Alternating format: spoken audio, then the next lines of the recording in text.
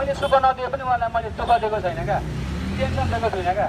त्यो नै ठुलो कुरो हो क्या, एउटा नसा रहित जीवन जिउनुको। र अर्को कुरो होइन, अब कस्तो भने सुधार सम्भव छ क्या, किनभने हामी भनेको एउटा रोगी हो क्या।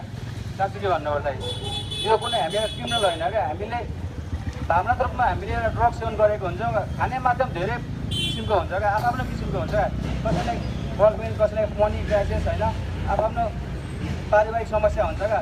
तर ड्रग समस्या होइन क्या, साँच्चै भन्दा ड्रग समस्या होइन क्या। हामी जुन भन्छौँ होइन,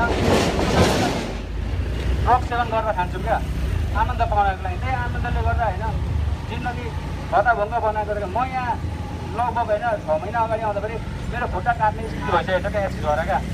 म ड्युटीसम्म भएको थिएँ क्या, तर सह्याद्री होइन उपचार केन्द्रले गर्दा होइन म आजको दिनमा स्टिल खुट्टा टेकेर होइन सर्भिस गर्न सक्ने भए।